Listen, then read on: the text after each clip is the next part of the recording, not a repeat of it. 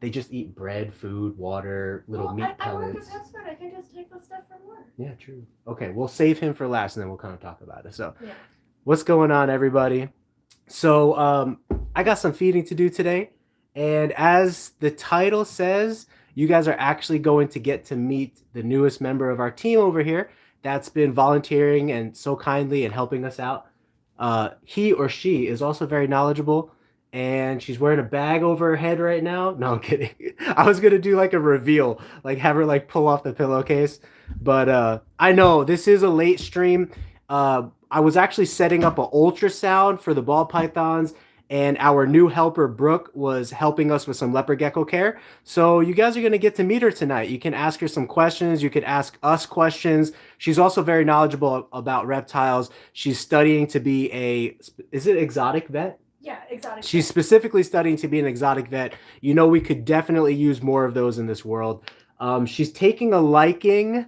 Here, we'll turn over to her right now. So this is Brooke, everybody. Hello. And everybody, this is Brooke. I met her at a reptile show, and you were wearing what kind of shirt was it? It was like some kind of leopard gecko shirt. Yeah. What did it say?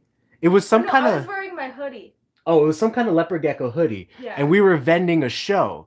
And I was like, that's a really cool hoodie. And she just kind of stuck around our table and then actually wound up talking to people about animals and then helping display some of our animals and those people holding them. And then I kidnapped Rex for a little bit. Yeah, she kidnapped our giant Tegus for a little bit. So she was great. The next day she came back to the show and then wound up volunteering half the show with us. And that gave me a chance to go out, meet some other the vendors and everything. And now she's helped us with the school event. She's here for hours a week helping us. And we have an escaped snake, guys. So I need to check into where this snake escaped from. But Brooke, check this out. You see this camera button right here? So you could just hit it and it flips it. Okay, cool. So you could flip between me and you as people ask us questions. My little rat friend away for now. Do you want a separate tub for your rat friend in case you keep him? I can give you, yes. Okay, you can leave him there. Okay, so Brooke might be going home with a little rat friend. She found a rat that, what was the problem with the rat? It's missing an eyeball. It's missing an eye, and she gravitated towards it because it has a need. It has a special need. You know, something's not completely complete or normal about it, and she took a liking to that, which can definitely be appreciated in this world, because animals sometimes everything isn't. The snake is retreating. Everything isn't perfect. Rats away. Yeah, so there is a snake that escaped, and I have to figure out where the snake came from. So I'm gonna have Brooke kind of scroll and get used to the questions here. Cool. You simply scroll, and you could go from the top and then keep scrolling down, okay? So feel free to ask us reptile questions. Feel free to ask Brooke questions to get to know her a little bit. Tonight, I'm going to be feeding ball pythons, and we're going to be getting to know Brooke a little bit. So, oh, big poo. Big little baby poo. Oh, this is the Enchi. Don't hit me. Don't strike me. She's going to strike. Do you have little grabby whatnots? Yeah, it's not so bad. Let's see the snake that's going to strike at us. So this is actually an Enchi pastel het puzzle. Really cool project. Focusing. Sometimes you can, if you get closer and stuff too, it might help. There we go. All right. I'm going to start scrolling through the questions. Yeah. But Let's Enchi pastel, excited about this for the puzzle project. You got called out for being late. Apparently. I am late. I will take that. It is my fault. Let's see. Somebody under Shigaraki said that their leopard gecko passed away from egg binding. I'm sorry about that. Wow, you know what's so crazy about that? I didn't even get to tell you, Brooke. Our leopard gecko today passed away from egg binding. Wait, seriously? Yeah, do you remember I was telling you that there's 2 girls that are egg bound right now? And one of them was looking really, really bad because she was getting really skinny. Yeah. I caught her dying breath today. No kidding. I opened up the tub and she was breathing and her lower half was rigorous mortem. It was stiff. And within like 60 seconds, she breathed her last breath. I actually have it on film and I'm going to be showing you guys her last breath in a YouTube short video over the next couple of days. So I'm sorry about that. It does happen. Egg binding in reptiles is an actual legitimate problem that can, in worst cases, lead to death. And unfortunately, there's really not many options you have. Even surgery, which is an option, is super expensive and still super risky. Like, it's not a guarantee the animal's going to make it out of surgery. So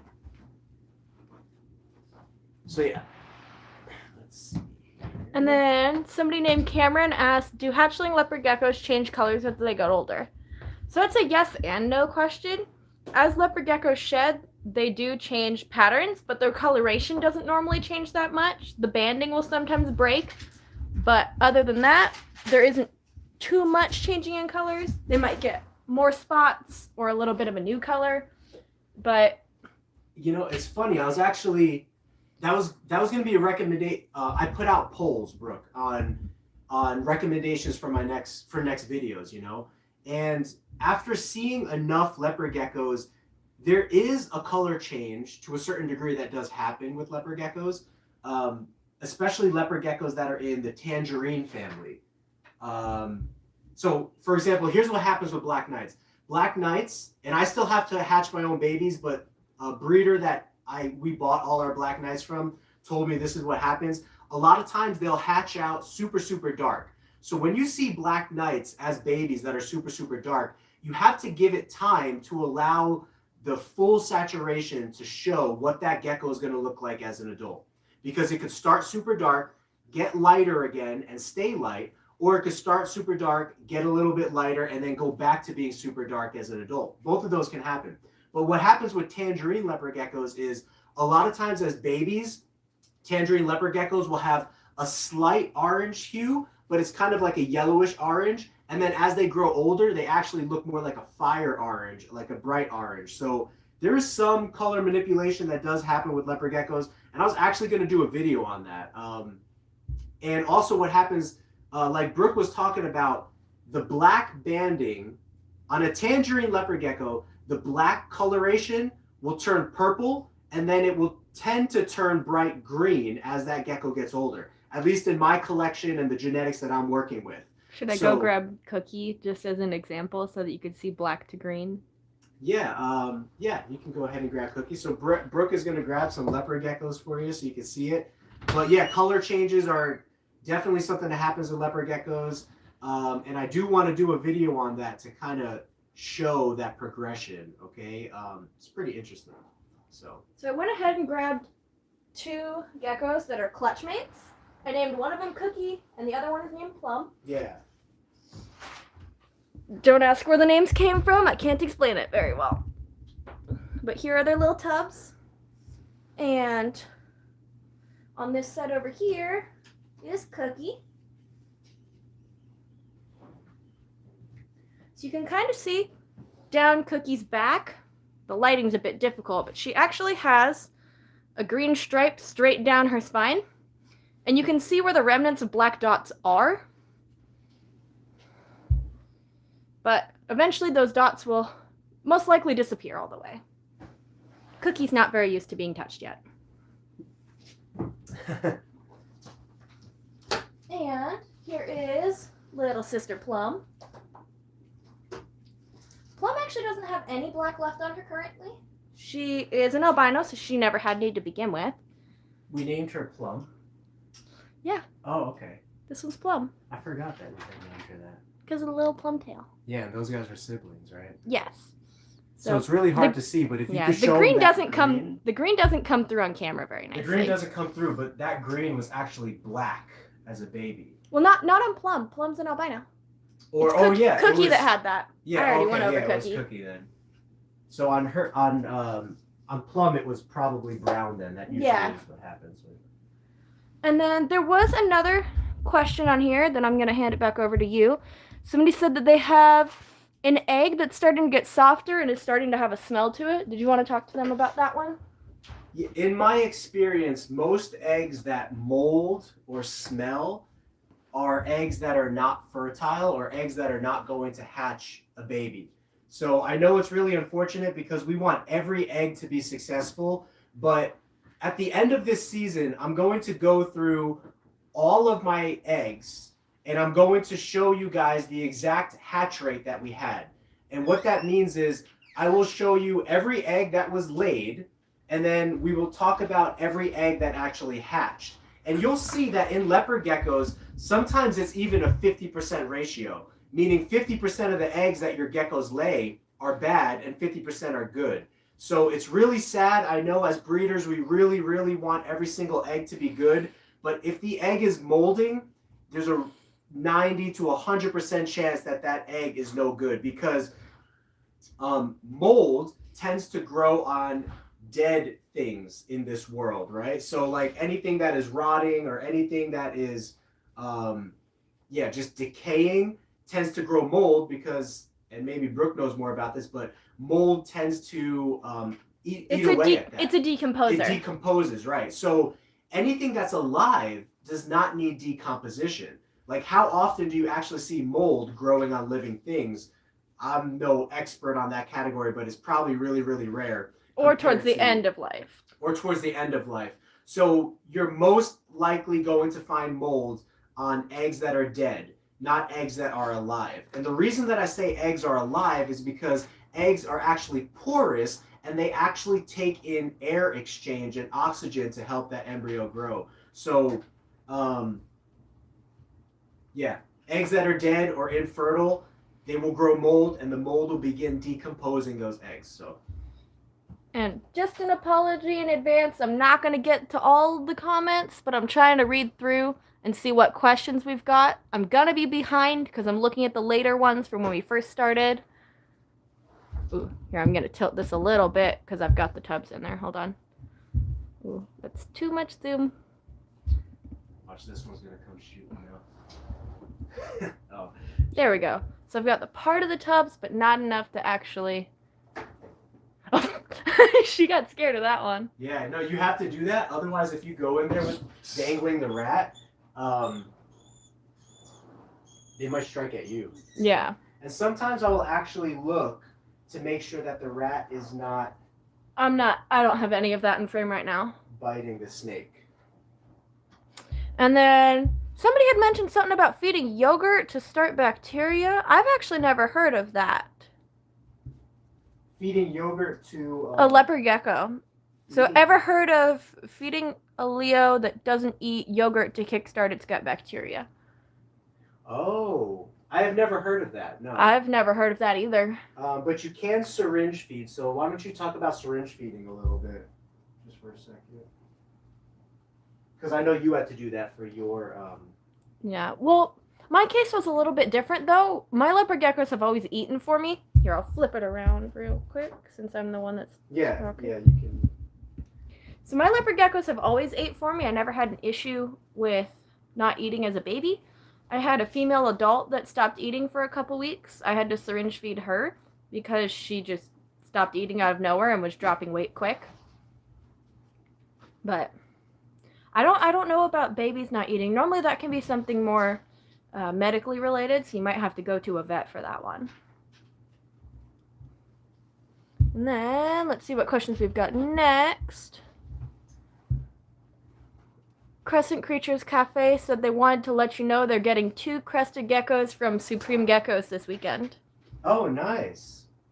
Yeah, Supreme Geckos, he's good people, and he decided to... He used to have a huge leopard gecko collection, and then decided to go more towards the crested... Ooh, that was a weird zoom.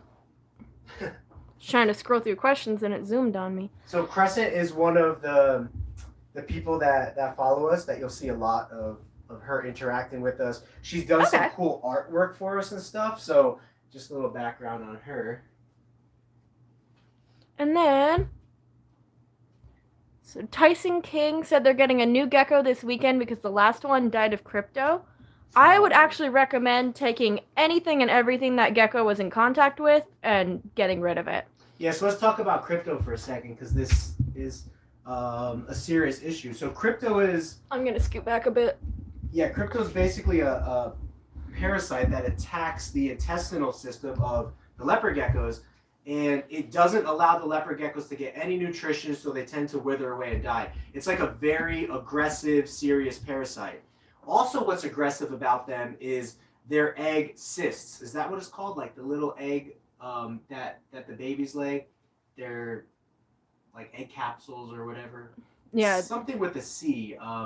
But the eggs that they lay can actually stay alive for months and months and months on plastic surfaces, wooden surfaces, metal surfaces. And so Cones? most people... Cones? I'm not sure. I can't remember. Yeah. Whatever the little egg capsules, I thought there was like a word for it, like cysts or something. I can't like remember. Yeah.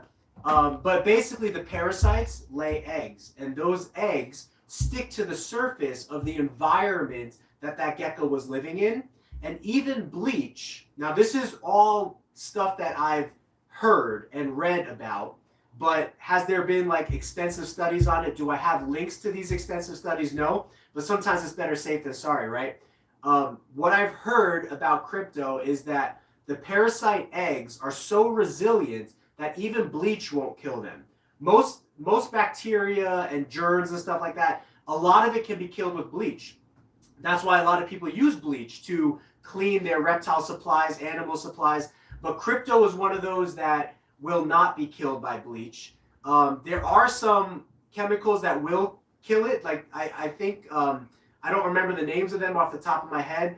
But if you're concerned that you don't have the proper chemicals to kill crypto, then do what we do is, which is easy because we keep our geckos in a breeder setup. But anything that we think that a gecko, that there was any small chance even that gecko had crypto, we throw it away so that the living environment and the food and the food bowls and the human hides and all of that the gecko that died passed away in, if there's crypto parasite eggs on any of that stuff, then at least it's in the garbage and it's not going to spread to a new gecko, so that's what I do with any gecko that I might even have the smallest inkling of that might have crypto, or I've had crypto.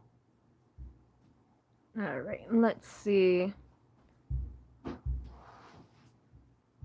Hello, Supreme Geckos. Oh, Wally, what's going on, man? So there's Supreme Geckos right there. So he's another big gecko breeder. I like to say he's an OG in the game.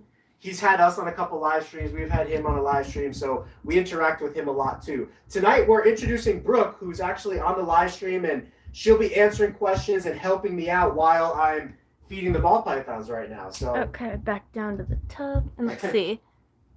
Oh, we got a hello from the Philippines. Nice. We do have some Filipino fans too. And if you want to be more personal, Brooke, you can put your face on there, and then when I talk, you can switch it to me. That's what I have been doing. I've been going back and forth a little bit. Yeah. It's mostly been on you, just because I feel like I look goofy just scrolling and scrolling. I titled this live stream, Getting to or Meet Brooke. That's what I titled this live stream. So it's perfectly fine if you have your face on there, and people can kind of be aware of who you are. So. Okay. Is leopard gecko breeding season over, and do you have any advice on making my Leo drink? She is very dehydrated. So let's start with the dehydration part at the end of that. If your Leo is not drinking or they're dehydrated, don't breed them. It's a huge health risk to do that in the first place, just because there can be egg-bound geckos, which can cause serious problems. Some females, when they're gravid, just completely go off of everything. So you want to make sure that they're full of nutrients and water before you breed them. If you're having issues with them drinking and you're 100% positive they haven't touched water at all, then you could try doing an assist feeding with just water in a syringe. Do like a milliliter at a time. But leopard geckos actually don't need that much water to survive. Sorry, we almost had a runner. Yeah, and you can have a bull go days without being touched and they'll be fine. Or they drink so little that you can't even tell that they are drinking. Right. If you're 100% sure that they're not drinking, I would get just a little syringe, give them maybe a milliliter of 2 of water as an assist feed, and just leave them alone. Don't breed them at all. Now, my question on that too, before we move on, is how do you know they're not drinking? Because a lot of times you won't see your leopard gecko actually drinking. And so I don't know how you might know that the leopard gecko isn't drinking, but if for some reason that you absolutely know the leopard gecko is not drinking, like Brooke said, you can assist feed the leopard gecko with the small syringe. You can order small syringes off of Amazon. They're called, you just type in small animal syringe. And we like to use 1 millimeter syringes over here because it's really easy to give doses of medicine. And Brooke was here one time, and we actually hydrated one of our special needs leopard gecko females that was, really withering away and just not eating, not doing well. We fed her, it was 1 milliliter of water, which I think was a bit much, but well, we gave her as much as she would take without spitting any of it out. So 1 milliliter of water is actually, it's in a small syringe. We gave her, that's like half an inch I'm thick. sorry, I totally was thinking wrong. We gave her like 0.5 milliliters of water. So you wouldn't want to do 1 milliliter, you'd want to do for the 1 mark on a 1 milliliter syringe, so 0.1 milliliters. 0.1 milliliters. We did give her a lot though that day because we were really trying to hydrate her. She was taking it though. Yeah, she was taking it. So yeah, when those milliliter syringes, they come in 0.1 increments. So what Brooke's saying is that maybe 0.2 or 0.3 water, try to get in that gecko and start there, But usually what also helps a leopard gecko drink is spraying the enclosure. So you might want to clean their enclosure and then spray over their humid hide, spray over their water bowl, spray over the whole enclosure. And a lot of times you'll see them except the light, because if you have a light on there, that light will break from the water. Yeah, don't spray the light. I had that happen by accident. I don't know your setup if you have a tub, but especially like little baby leopard geckos that might be special needs that need a little more care. If you spray over their tub, we just set them up on newspaper with a shallow water bowl, and then we spray over them. They will lick water off of the paper towel or the newspaper. They'll lick it off of the sides of the plastic tub. So whatever environment you have your gecko in, spray is another way to try to get them to drink. So there's another part to that question too. Yeah, it was about breeding. Oh. Yeah. What breeding season? When does it end? So yeah, we're only like halfway through breeding season right now, and each female is going to have a different period of time that she breeds for. Most females, I'll say it this way, most females tend to be laying and breeding from about December through about March to April. But you're going to get some late bloomers that are still laying and still breeding well into June, July, August, even through the end of the year. It really just depends on what time of the year that female has locked in place that her breeding season is going to be. So we are only about halfway through our breeding season right now and our eggs from what it's looking like. And we're almost into June. So I would say leopard gecko breeding is a year-round thing. What you want to do is start recording every single female's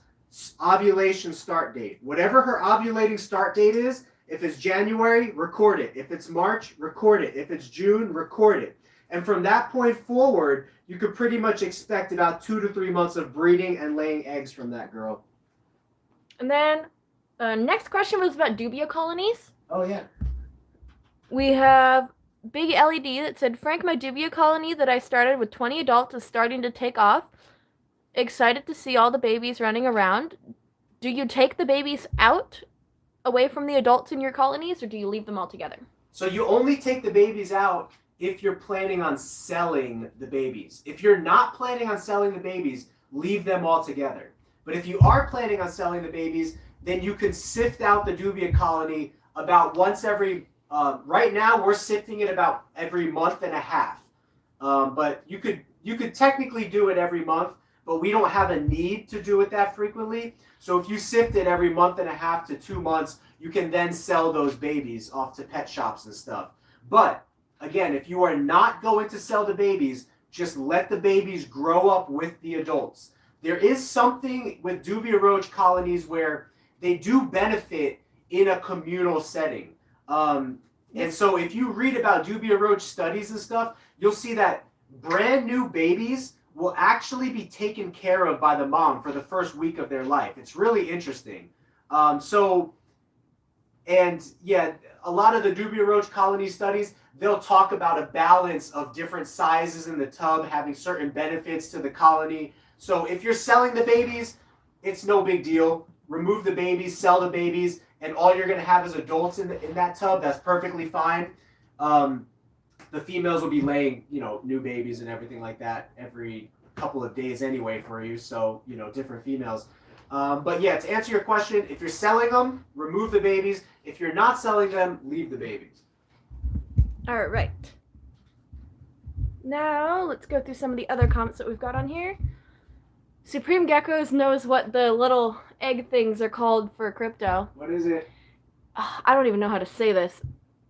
Oocytes? Oh, that's what it is. See, in my head, I was thinking cysts. Yeah. Yeah. But I was like, wait, no, cyst is something else. Oocysts. So you were close. You had it right. Oxys. There we go. Fire kills crypto. Fire. Hey, I haven't heard that one before, but yeah, go ahead, burn your. I mean, if it's glass, just take a torch to it. Yeah, technically. Watch, this is the snake that bit me last Ooh, hold on. Let's get on there so we can see if you get bit or not. Yeah. They're so crazy, they'll go around the tub and bite you. I'm going to turn this way a little bit so that we don't catch the rat being snacked. Oh, can you actually see what I'm doing right now? Partly. So here's a trick to feeding your ball pythons. They're going to come lunging out at you. So what you want to do is get below their tub and fling the rat in like that. That way they're not going to bite your hand or anything like that. Trying to keep the camera from showing that, but it's not exactly easy. Yeah. Let's see. David Turner said, I'm terrified. I don't know what that was towards. I'm what? I'm terrified. What did we talk about? Cysts? I don't know. Cysts? We talked about a lot of stuff. Thank you, Wally, for that knowledge, too. And then, so Tyson King again said, can you talk about supplements and stuff for geckos and how often you need to offer them? Yeah, that's actually, so funny story, Brooke. Brooke and I were actually talking about supplements recently because zoom in a bit. I've been on the old school method of Osteoform SA, which is calcium, and Vionate vitamin powder, which is the old school leopard gecko method of using supplementation and calcium. This camera doesn't like your face right now. You're just shining it out of focus. Oh, really? Yeah. Sometimes... It's focusing on the blinds behind you. Oh, okay. It might do that, but... So, Amazon, which is the normal place that you order both of those items from, was sold out and delayed of both of those items for a while. So I was left to figure out what other vitamins and supplements I wanted to use. Now, I'm aware that REPTILES is a popular calcium. There's a couple other, Repashy has a popular calcium and vitamin mix, but I watched a live stream recently, or actually it wasn't a live stream, it was a past live stream from like a year ago with John from Gecko Boa. Now, if you don't know who John from Gecko Boa is, he's someone that's been into leopard geckos for a very, very long time. He is one of the biggest and most successful leopard gecko businesses in the world right now. And he not only cares about the husbandry and the breeding side of it, but he also cares about the science side of things, and he's always trying to improve, and he's always doing research into his own collection to see how he can have better hatch rates, how he can have healthier animals. And on this show, he was actually talking and saying that he experimented with a lot of different vitamins and supplements, but what he found best was a 2-to-1 ratio of Vionate vitamin powder to Osteoform SA calcium mix. So again, those can be bought off of Amazon. They're technically the old school breeders formula. Most old school breeders did a 3-to-1 ratio or a 4-to-1 ratio. 3 scoops of Vionate vitamin mix to 1 scoop of Osteoform SA.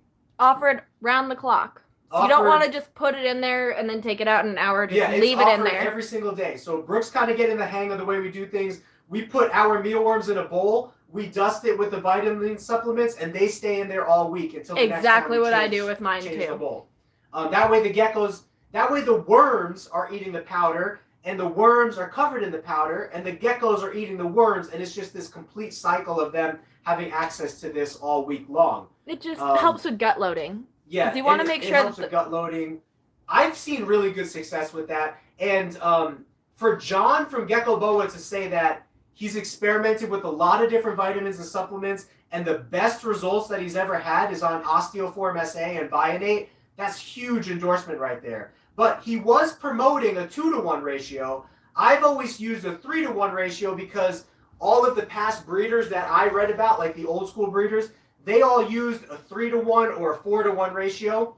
But if John's saying a 2-to-1 ratio is the best, then hey, maybe even 2-to-1 is an option. But I'm sticking with the 3-to-1 ratio for now. In the future, when I'm as big as John and I have more geckos to experiment with, I'll experiment with a 2-to-1 ratio. But again, guys, the ratio is 3 scoops of Vionate vitamin powder for every 1 scoop of Osteoform SA.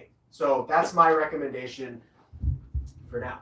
All right, I'm stealing the camera back. Go for it, Brooke. Hello again. By the way, if you guys got questions for Brooke, ask away if you want to know a little bit about her. This is kind of a meet and greet for her, too. So. Let's see. Supreme Gecko said so much great information this live stream. Thank you. We're trying. Oh, thanks, Wally. I feel like my mind is all over the place because I'm like worried about like documenting the rats and then like talking. But I appreciate that, man. And then Gecko Oasis said hello. Oh, Gecko Oasis. Hello. That's Jim from Gecko Oasis. He's one of our friends and followers as well. Everyone's our friend that is here, obviously. But some people you just get to know a little bit more, and they talk to you behind the scenes. And Jim is one of those as well. And then David Turner says, "You guys got me into breeding. I needed advice like this. Thank you." Smiley Wow. face. That's I'm really also cool. looking to pick up more tangerine trumpers. Oh, cool. Yeah, hopefully next year we're going to have a ton. We're doing a strategic holdback year this year to where we're holding back every single tangerine and every single baby that we get, and we temperature sex them to be females so that we can take all of our really nice males next year, pair them to all these really nice females that are hatching up, and just have a ton of babies available. Obviously, some we're going to be holding back, but we're going to be letting go of a lot of babies next year, and that was just a strategy that we took as a business strategy so that we can have a large supply of quality geckos to offer people, every single year. To do that, you need a large supply of breeders. And the really cool thing about leopard geckos is that you could go from baby to breeder in anywhere between 6 to 10 months, depending on the size of that gecko, the gender of that gecko, and how quickly that gecko is growing. So it's a great hobby to be in. I'm glad that you got back involved in it. That's why I'm doing all the videos and the live streams, because I'm trying to promote the specific niche of leopard geckos more and more, because I think it can continue to grow in popularity even more than where it's at right now. So I'm looking for this one genetic code and I can't find it. Oh, okay. So when David Turner said I'm terrified, it was referring to breeding a dehydrated female. Oh, gotcha. So a new practice that I'm going to be probably going into next year as well, it's just risky when you breed underweight girls, right? You might not have a problem. And this is something I experienced this year is actually I had a girl that was perfectly normal weight, and she went through her breeding season. She never wound up eating for me. She wound up actually passing away through the breeding season, Who knows what was going on inside of her, right? Like there could have been anything health-wise going on inside of her, but breeding adds a certain level of stress to the animal in addition to whatever else might be going on inside of them. Now, all of our animals, no matter how nitpicky you want to get or how purist you want to get, all of our animals have the chance to have crypto inside of them. All of our animals have the chance to have other parasites inside of them that they might not be showing signs of. But the minute you breed that animal, it adds a certain level of stress to the animal, and it could heighten that parasite load. It could heighten that health issue, whatever it might be. So that's why when that gecko passed away, I threw away everything relating to that gecko, all of its supplies and everything, just in the off chance that the gecko did have a parasite load that I don't want to pass on to my other geckos. So it's just a way to, to kind of keep things isolated. But probably a new practice of mine next year is going to be females that are a little small or females that are a little bit underweight. I might not breed those girls. because, you know, I am concerned about the health of the animal. Now, I did have quite a few females this year that I bred that were 30 to 35 grams, which is really, really small for a girl and not even done fully growing yet. And all of them did perfectly fine. But anytime you do that, you just have to keep in mind it's a risk. And after losing a couple girls this year through the breeding season, as far as I can tell, for breeding reasons, not for like parasite reasons, but for breeding reasons, is all that I can confirm for right now. Egg binding was one of them, and then I had a girl that just wouldn't eat and wound up withering away and dying. And by the time that I was assist feeding her, and Brooke was here for that, by the time we started assist feeding her, she just didn't have enough life inside of her and strength to actually last. So I'm definitely going to start assist feeding sooner and catching girls that are getting skinnier sooner and really assist feeding them if necessary. But girls can definitely go off of food. For any species and any animal, that is something that we do have to be aware of when we're breeding animals. If the girl goes off of food, same with ball pythons, they can go off of food. Males can go off of food. If they go off of food, they need enough fat reserves to keep them alive or else they can die. And stuff like this does happen with reptiles, you know. It is a little bit more rare because reptiles are so resilient and so hardy of a species, but it does happen. And so it's just something that you want to be aware of. I forget what the initial question even was, but I kind of went off a little bit. Oh, it was just basically saying that they stick away from breeding dehydrated females. Oh, okay. Okay. Yeah, right. So there we go. The camera didn't want to flip for me.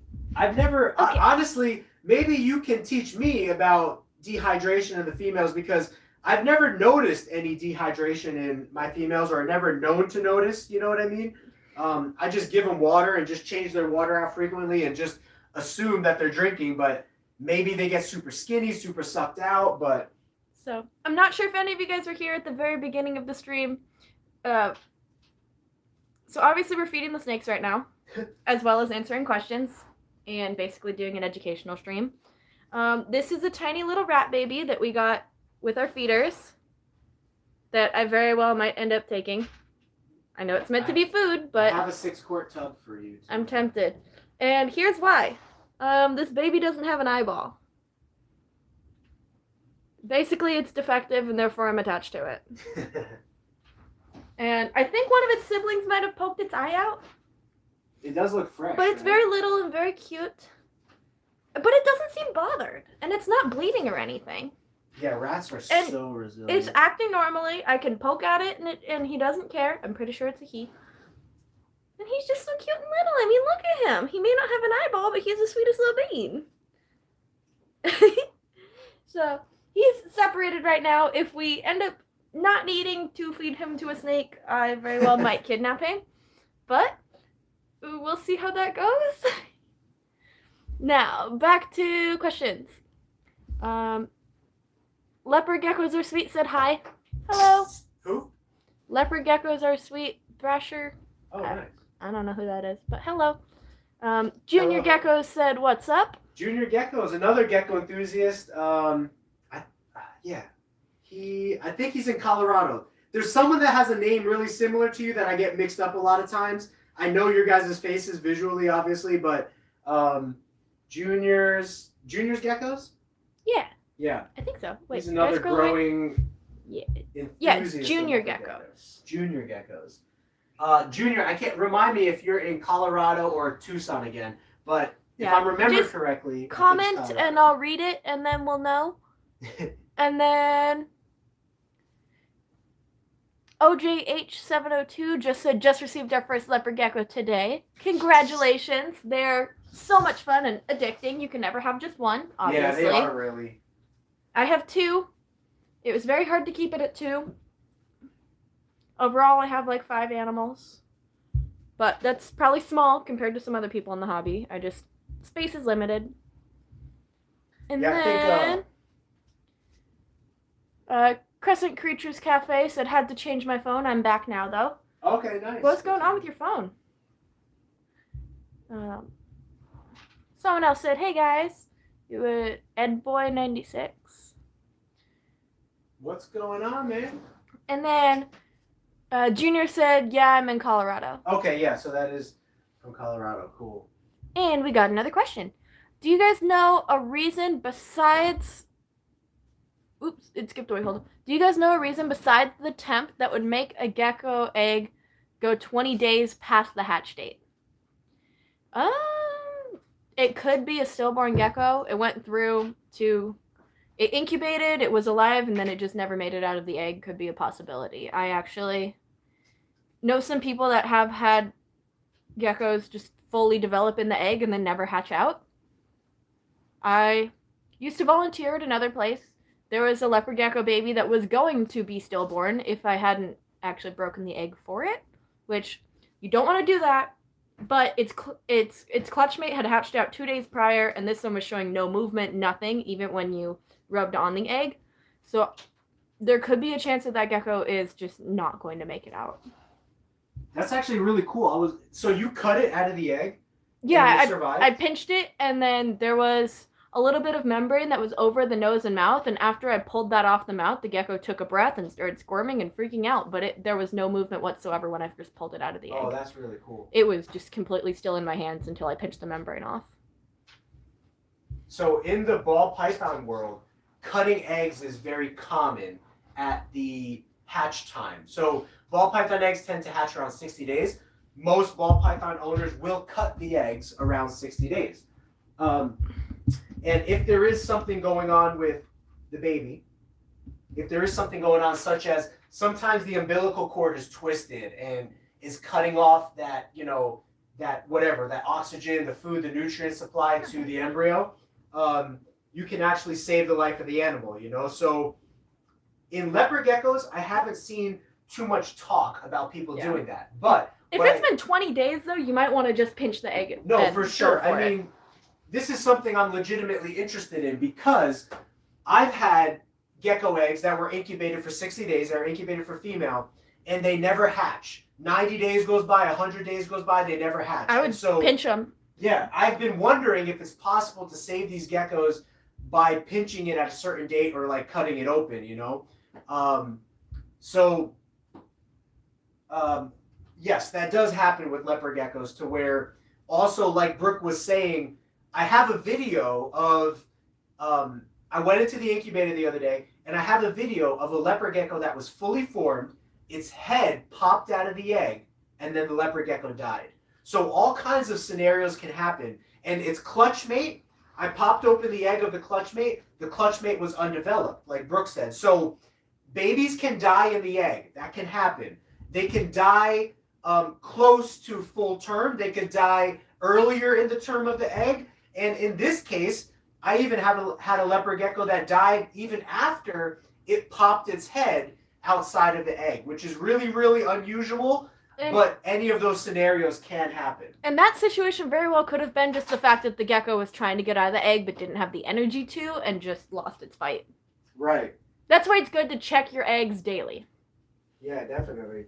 Because if that's something that we can encourage more in the leopard gecko community, like if your gecko's going past 65 days, if cutting is something that we can begin to take on as a practice to save geckos' lives and stuff like that, that would be great. I've just never heard anybody talk about that, and and that's why asking questions like that is great, guys. So that's what our channel and this live stream is all about, is asking questions, learning from each other, and just growing together in this hobby, so.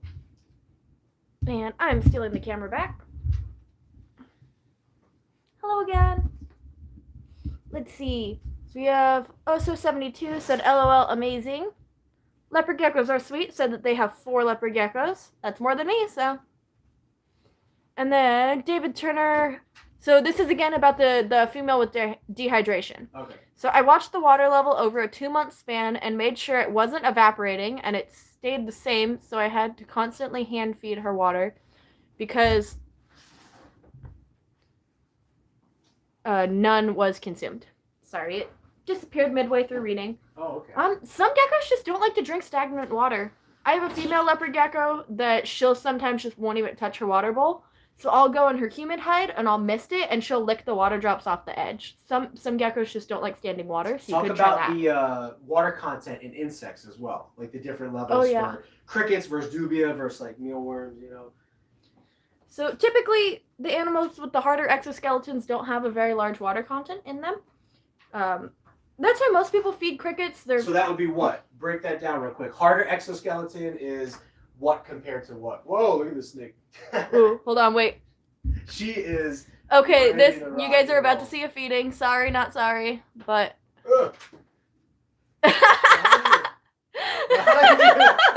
This is why I have a stick. She's coming out completely. Do you need this?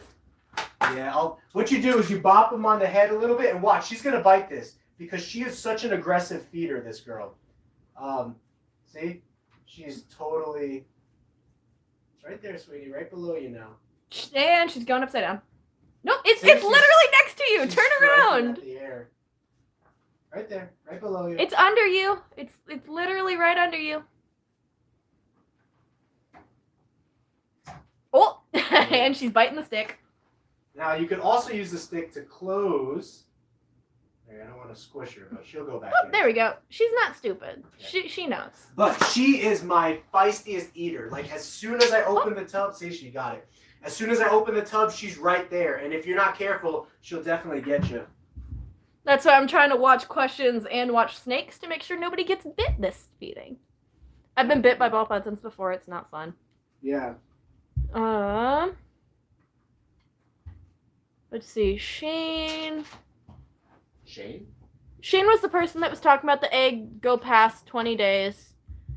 And they said they hatched out healthy, though. Well, that's good that they hatched out healthy. Ooh, Esteban donated $20. Oh, thank you so much, Esteban. Again, coming through. That is awesome. Has he done this before? Yeah, Esteban, he donated 20 last time he was on. Oh, what a good person. Yeah, thank you so much, man.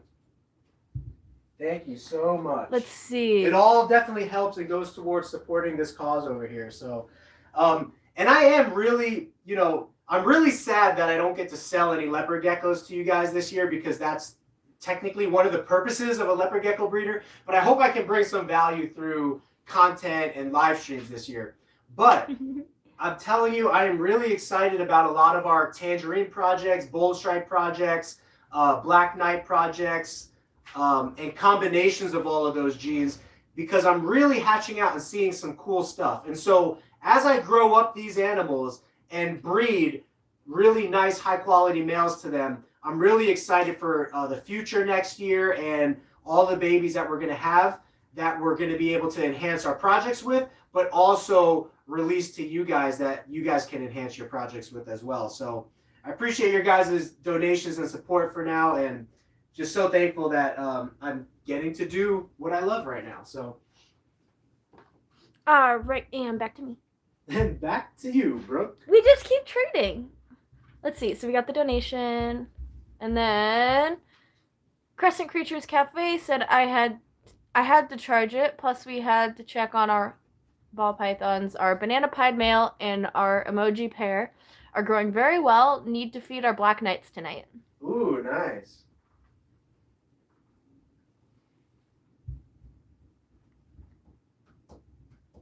Ooh. Supreme Geckos asked, what is a better pet gecko, leopard or crested? Oh, he's bringing that back up, huh? Supreme. That's not a nice question. You know that, right? Before I knew you, Brooke, we did a leopard gecko versus crested gecko debate. And so we talked about quite a few things. Was it like a live stream debate? It was a live stream debate. And we also talked about if crested geckos had superpowers, what would it be? And if leopard geckos had superpowers, probably to fly for crested geckos, considering they're so floppy. And we had someone say tail slam for leopard geckos because they got their big tail, Well, but I feel like for leopard geckos, if they had a superpower, it'd be to turn invisible because they like to hide. They don't like to be noticed. So they could turn invisible and just sneak past everyone. So fun fact for you guys, I have 2 leopard geckos at home and they're both escape artists. I have 30-gallon melamine front opening enclosures and each one has glass sliding doors with jewelry case locks on them. both of my geckos escaped last night while I was sleeping. So I woke up this morning to 2 cracked doors with no geckos. So tore the house apart, found the geckos. My male leopard gecko went in my dad's room, was underneath my desk. My female decided to go and climb inside my blanket that I had been using. But that's why I think invisibility, so they can just sneak away whenever they want to. They're escape artists. Like, I know geckos aren't supposed to be, but mine are. They figure out how to open sliding glass doors. But I've had both leopard geckos and crested geckos. The crested geckos that I have, for some reason, I don't know, crested geckos just weren't my niche. I like the leopards. I have a gargoyle gecko now, and I love her. Her name's Ghidorah. Named after what? Named after King Ghidorah from Godzilla. I was a Godzilla nerd growing up as a kid. And you're also... And I still am. I definitely... Nerd, right? Yep, if you can't see the shirt currently, we've got, let's see, Luffy from One Piece, Naruto, and then Deku from My Hero Academia. This is how much I'm not an anime nerd. I didn't even know that was anime. Yeah, majority of the shirts I wear when I'm volunteering I was like, are. oh cool, she's wearing like a superhero shirt or something. Hey, they're technically superheroes. They're anime superheroes. Literally. But what were we talking about? Oh yeah, crested geckos versus leopard geckos. Yeah. They are both good geckos. Both of them, not a lot of work. Just stick the food in there. They'll take care of themselves. For crested geckos, you do have to mist them almost daily, which can be annoying for some people. It's literally, do you want something tall that's going to jump around a lot, or do you want something long that's going to hide under everything you own? But they're both good pets. They are. I mean, it's hard to say one or the other, right? Because we all love both I of mean, them, okay, personally, I do like leopard geckos more than crested geckos. Same. I don't know. I've never been big on crested geckos. That's just never been my niche. I'll tell you what's cool about I've had leopard 2, geckos. and I won't. Let's not talk bad about crested geckos. But here's what's really cool about leopard geckos. ooh, giving it to you again. If you have a desire for almost unlimited combos and different pattern and color changes, leopard geckos is great. If you also have a desire to see a little Godzilla that's hunting insects constantly, because that's one of the main differences. Leopard geckos are more of like hunters, whereas crested geckos and gargoyle geckos are more in captivity. My gargoyle is a big hunter. She'll actually, because I have her in a bioactive setup. Yeah, they will hunt, but I still look at leopard geckos as more. Leopard geckos are like, even in nature, that loosens too. I don't know if. Yeah, well, it was moving easy, and now it's not moving easy. So it's like it just depends. Wait, do I twist it? Yeah, you twist it. Wait, which direction? Left. Yeah, twist it left. Oh, yep, Yeah, that's a lot easier. whichever way. Yeah. Okay, that works. But- I'll do that. Yeah, and again, I feed my leopard geckos mealworms, right? So it's not really that big of a hunting. My leopard geckos eat a lot of mealworms. I tried offering Dubias, they don't care. Mine are huge on hornworms. They see a blue worm and they go crazy. It's like they're god. Yeah. My gargoyle gecko is in a bioactive setup, and she will actually actively go through her moss and eat her cleanup crew. she'll have Pangea in her bowl, and she'll go for the isopods instead. Who does that? Tegus will eat their cleanup crew. I've seen them eat isopods out in Savannas too. Their outside cages. Yeah, savannas will. Sailfin dragons are the only lizard I've ever had that will actually eat beetles.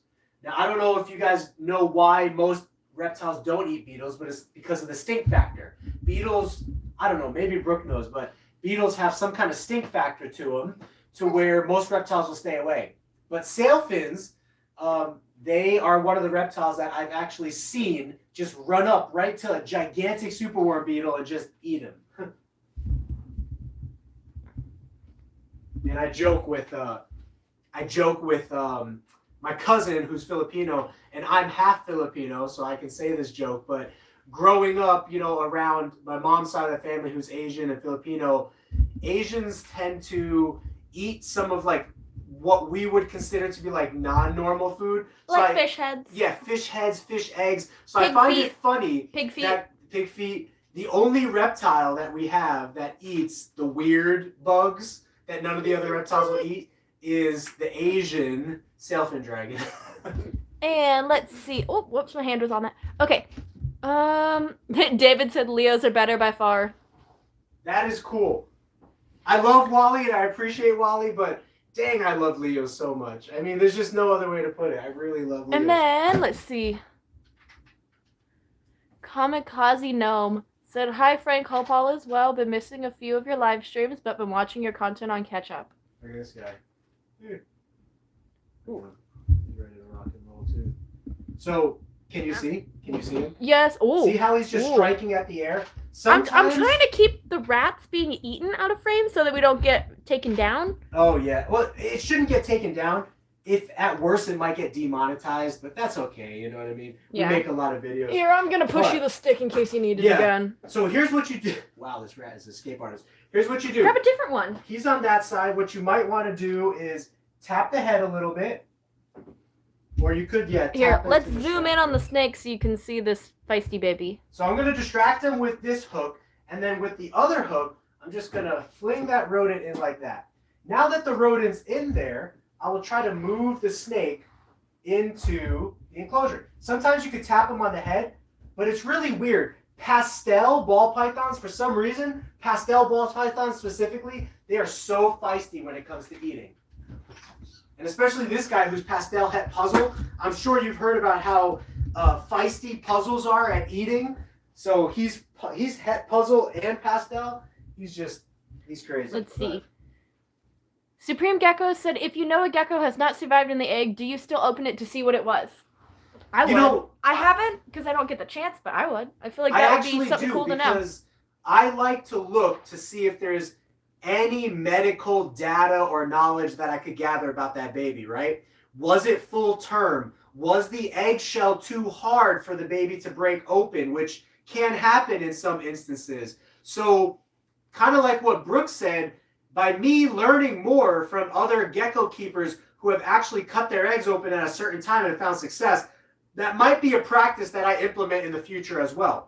Well, and the other thing that you could do, if you're cutting the egg open, even though it's passed away, you get to know about genetics that you might not have known about before. You could find out, oh, this gecko is het for this. I didn't know they were. Yeah, very true. Very good point.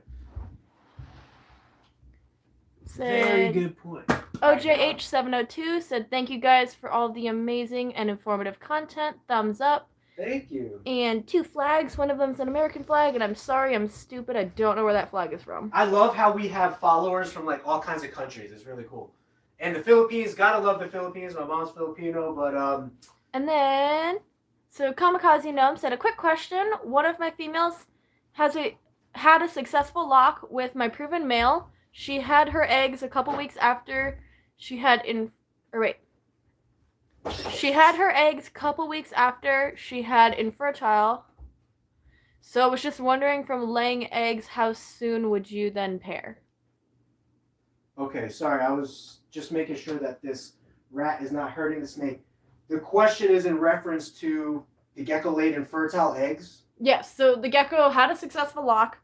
Okay. And then the eggs that they laid were infertile. How long would you wait after the gecko has laid those eggs to try and have another lock? Usually wait 1 to 2 days before repairing that female. So that's actually a really good point. Anytime, okay, so let's start from the beginning. Trying to keep the snake out of it. Yeah, I have a male and a female that pair, right? I have a leopard gecko male and a leopard gecko female that pair. If I'm really, really confident in the pair, I will not try to repair that gecko until about 2 clutches later, unless I see infertile eggs after the first clutch. If I see infertile eggs after the first clutch, it doesn't necessarily mean that the female has bad sperm. She might have just, not fertilized the eggs for other unknown reasons, but I will repair the male with the female as soon as I see unfertile eggs. That's a big rat for that snake.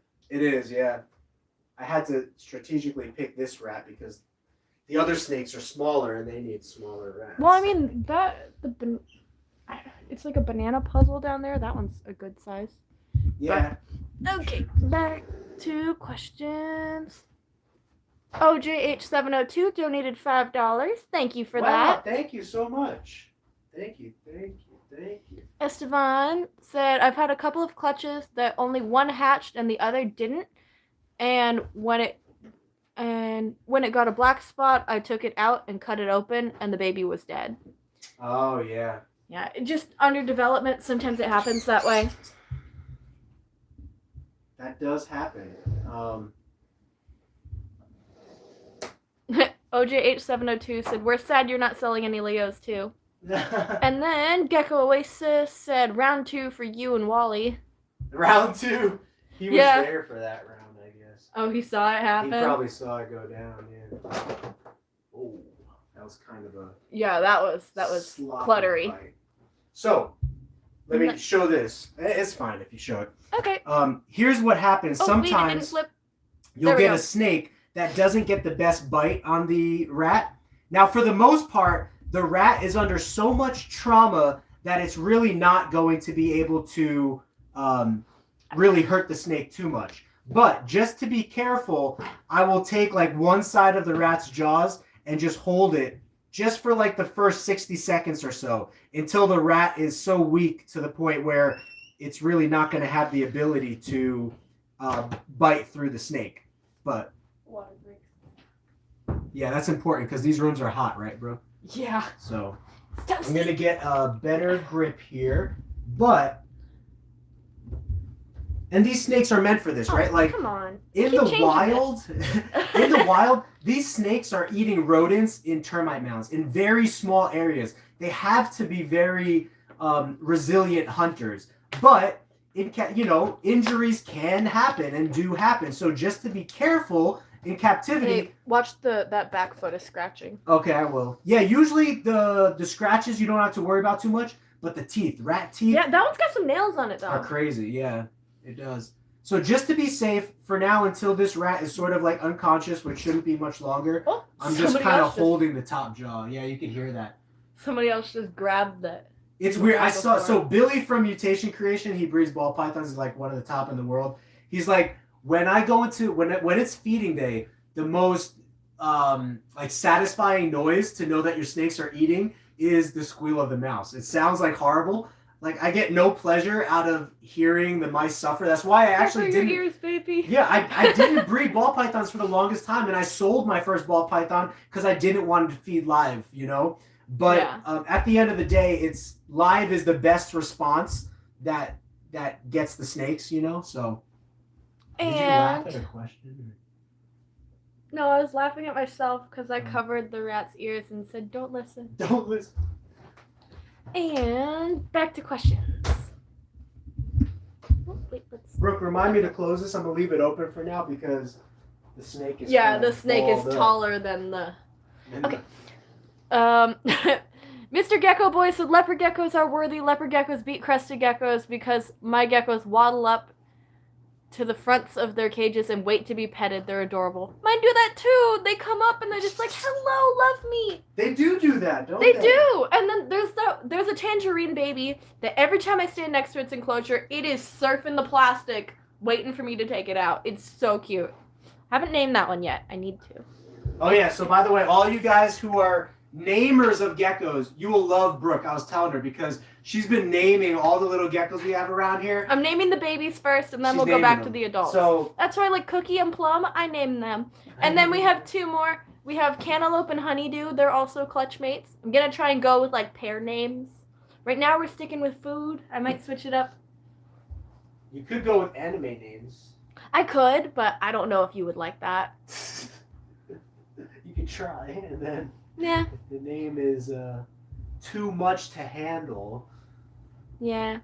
How long should you wait to handle your hatchling leopard gecko? Okay, some of you might think this is wrong, but I don't wait. If it's a hatchling and it's a baby, that's the best time to socialize it. If it gets used to you poking and prodding at it as a baby, it won't mess with you at all. It won't care that you're touching it as an adult. So expose them when they're young, and then when they're adults, they're a lot better at being socialized that way. Because if you take a baby, you don't touch it, it will be defensive, it will be bitey, and it'll be a lot harder to tame down as an adult because it's used to not being touched and being left alone. Now, why don't you talk about real quick socializing? Talk about how to handle a gecko. I guess I'll use the mouse as an example because I don't have any geckos right now. So when you go to pick them up, You want to put your fingers underneath their belly when you pick them up so that you're supporting their body. Their feet might dangle, their tail might spin, but as long as their belly is supported, they're good. This is my little rat baby that I've got attached to. Typically with leopard geckos, you don't want to touch the tail if they're not used to it, because leopard geckos can drop their tails at any point. Whoa, did you see that rat? No? Just hopped right out. Oh, oh, and you got another one. Sorry you have to see that, bro. You just smacked that rat in the face. I love tap though. That was not a love tap. He flew backwards. He had to go. Whoa! Look at that. See that? We've got. These Hold on. Let's get the. We've got flying rats over here. Let's see if we get any more. Rats. Let's see if we get any more on camera. Flying rats. I had one almost plop on me. Yeah, that was a good catch, actually. Let's see, what was... Oh, okay, so I was talking about socialization before I had a rat thrown at me. Jump. It threw itself at me, let's put it that way. Okay, so no jumpers there, sadly. No jumpers there. It's entertaining when they jump. So that... Best way to start with socializing a leopard gecko, you just want to let your hand chill in there. Whoa. Whoa! The snakes are coming now. It's snakes jumping at you or rats right now. Anything goes. Yeah. And also when you feed ball pythons, you don't want to leave the feeder rat in there for too long, because if the snake doesn't eat the rat and the rat's just chilling, the rat might start to eat the snake. Now, you talked about the walking method, right? Walking hand to hand. Not yet. Letting the baby. Not yet. I haven't really gotten there. I keep going on tangents. I have a bad habit of that. Leaping lizards. No, the leaping rats. The leaping rats. There's no lizards in this room. I voted to name my softball team's going under a name change. Look at you guys. I voted to name us leaping lizards.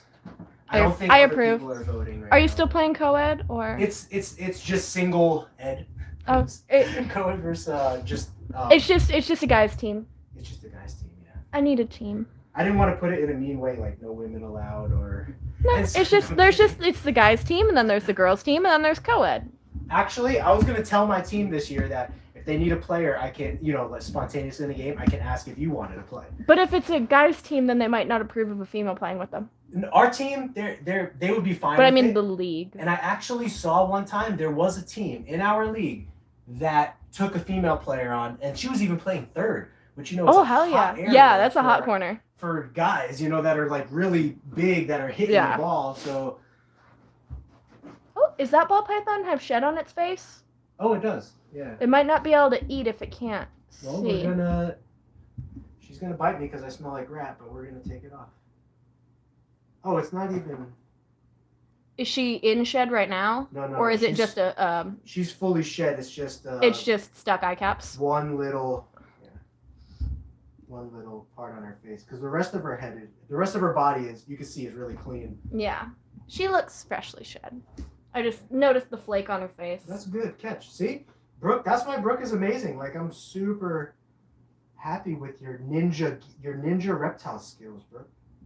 I wouldn't call it that, but thank you. All right, let's see what other people are saying. Oh wait, I never even finished talking about socializing. I am sorry. Talk about it. Okay, I'll put the camera on me, so I have to pay attention to the questions, so I stop getting distracted by the snakes and the jumping rats. Real and quick, everything. if your snake is has stuck shed on his face, take the stuck shed. Yeah, off. take the stuck shed off. Don't It's leave not too bad.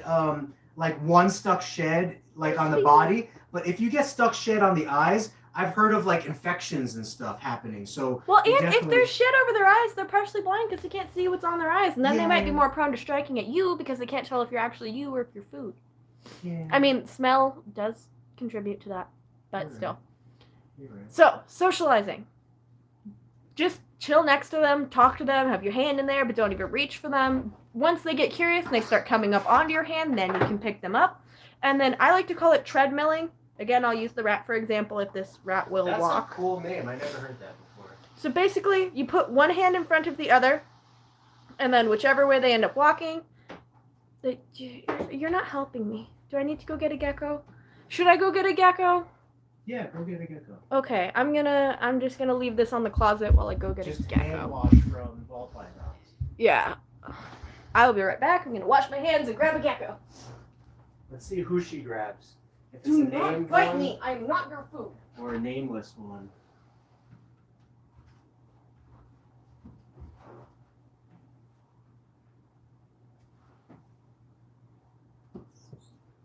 Thank you guys for welcoming Brooke so wonderfully. She's been a great addition to our squad over here. I'm really excited about getting to know her more and just seeing her growth as a person as well as her growth with us here. But she's definitely a trusted helping hand out around here right now, and it's been great.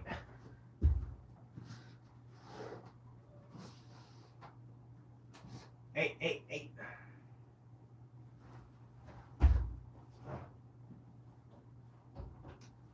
I grabbed honeydew. Honeydew. I don't even remember which one honeydew is. Honeydew was glass surfing, so I have taken honeydew. Okay. Okay, time to edumacate. So this is honeydew. It's got the little honeydew spots on there. The sibling is named Cantaloupe because they're clutch mates. So here, I'm gonna angle it down a little bit so that you guys can see my hands. So again, like I said, have them completely flat when you pick them up, and then fingers around, and you just scoop. And they're normally pretty chill with it.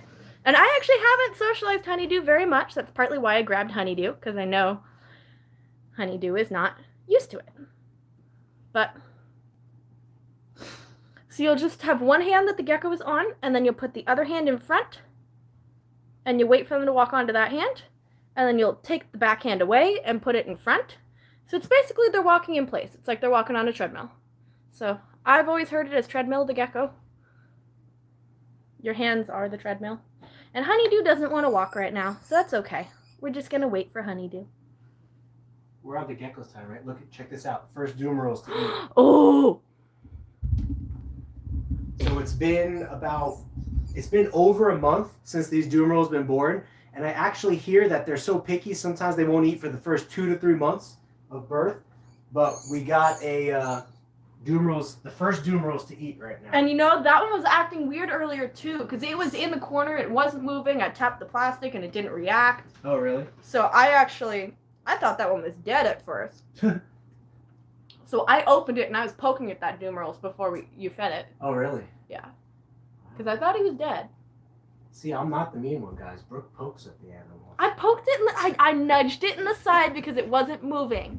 You could rephrase your adjective, nudge, from poke to nudge, but it doesn't change what you did. Yeah, I know. I touched it.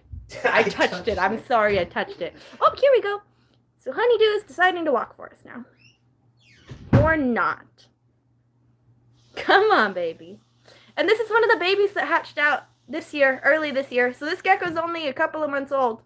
And it's big, as you can see. Just hand comparison. Ooh, you can see honeydew's colors there. She's like a little melon. Yeah. Boop. I like to boop my geckos. It's another way that I socialize them, I think. If you touch them on the face and they get used to you touching their face, then it's easier to get stuck shut off too. So, Brooke, we might move to the gecko room, because one thing you could do, most ball pythons will attack the rodent whether it's day or night, but some of them will only attack it when it's night.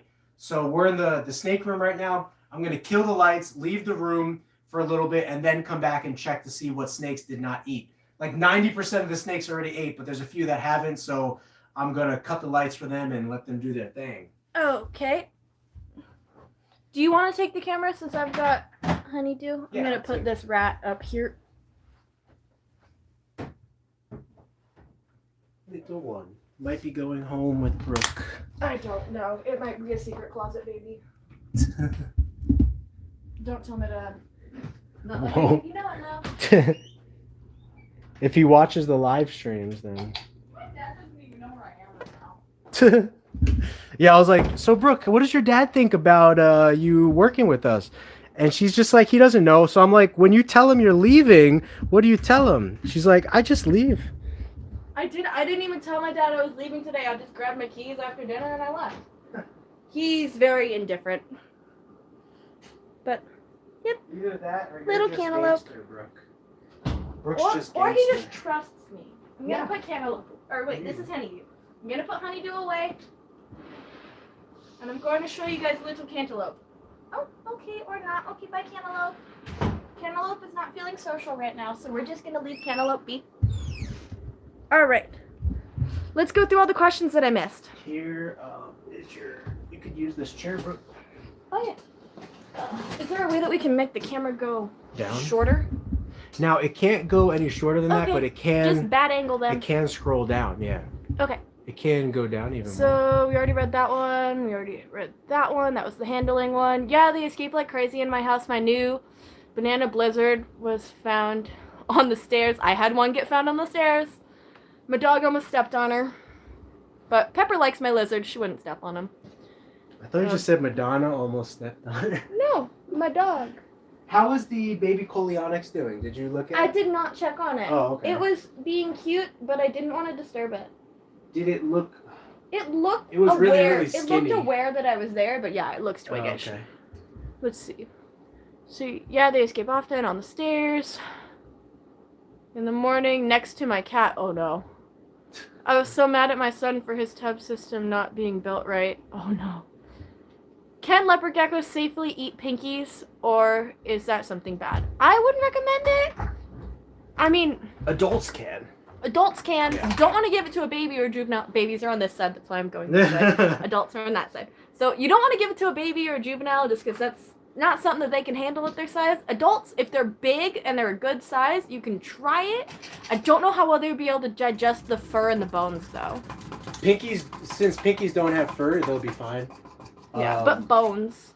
But the bones will actually be good for breeder females. Is this The- mine? Yeah, that's not mine. There are some leopard gecko breeders that will actually supplement their females during breeding season with pinkies because pinkies have high fat content and, of course, natural bones has natural calcium in it.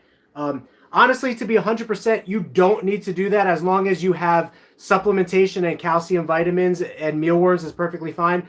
But especially as leopard geckos become adults, some breeders will supplement more nutritious animals such as like Dubia roaches or pinkies, and that is okay for an adult leopard gecko. Maybe don't just feed it too often because pinkies are full of very, very high fat content, you know, and probably if you fed pinkies solely to your leopard gecko, what you will begin to notice is those little armpit bubbles of fat. That's what happened to me when I started feeding. Do you know if any of them have armpit bubbles that you can show? 'Cause I know there are some that have bubbles right now.